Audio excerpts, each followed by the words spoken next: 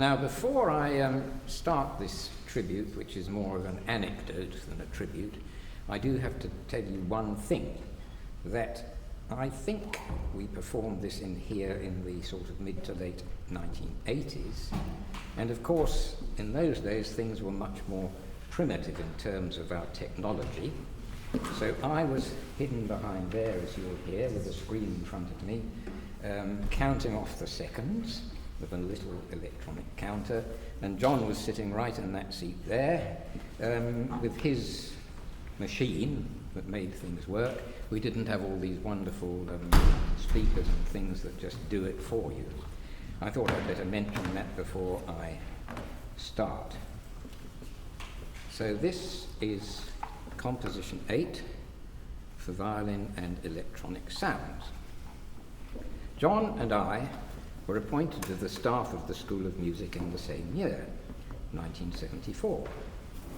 John was later to become head of composition, while I taught performance, violin, viola, and chamber music. In 1978, John founded the Karl-Heinz Company, dedicated to the performance of contemporary and avant-garde music.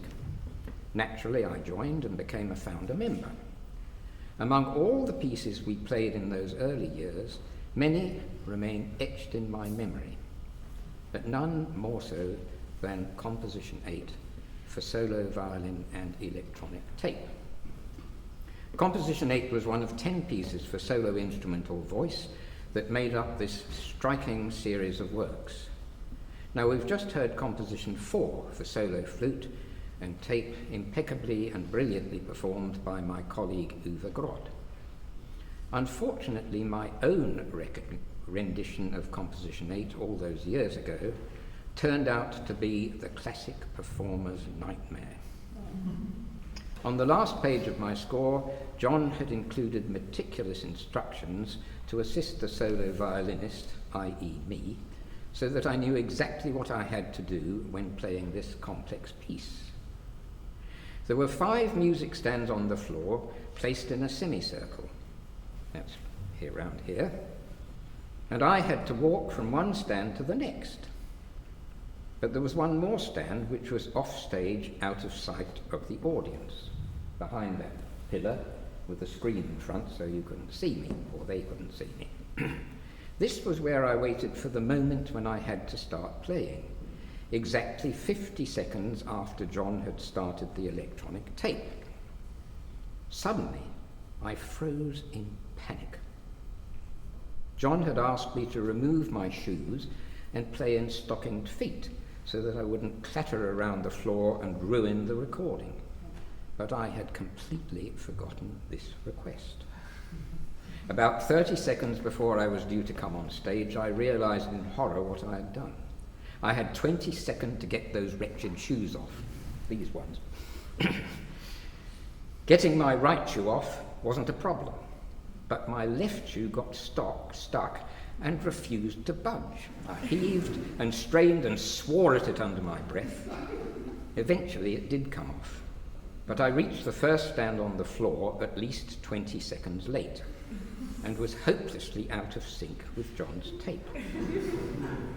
And then another complication arose. Can you believe it? When I walked on stage, the theatre was in complete darkness. The audience couldn't see me and I couldn't see them. But as I reached each stand in turn, an overhead projector lit up the stand and me with it in glorious Technicolor. Now each stand had its own score, rather like the separate movements of the entire work. Stand number 1 was bathed in light blue, stand 2 in bright yellow, but it was stand 3, brilliant green, that I shall never forget. The score on that stand ended with 2 massive chords, which I played fortissimo with down bows like this. Bang! Bang! Suddenly, there was a sharp crack, like a bullet being fired, and all I could see was a massive bow hair waving in the air in front of my eyes. And I realized that my precious Finkel bow, all $2,000 worth of it, had snapped in 2. But every cloud really does have a silver lining. I was then able to start again with my second bow, and this time I wasn't late coming on stage. I'll give this story a happy ending. My daughter, Natalie, after completing her B.Mus Honours degree at the School of Music here, won a scholarship for postgrad study at the Royal Northern College of Music in Manchester. For the contemporary piece in her recital programme, she chose Composition 8 by John Rimmer.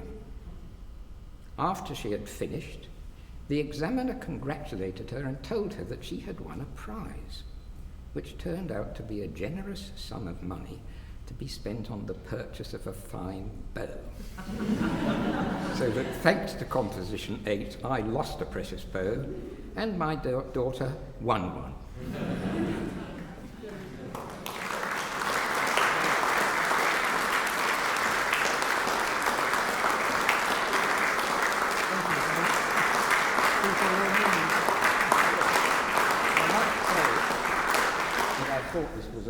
I just love playing this work. It's a fantastic piece of music. Yes.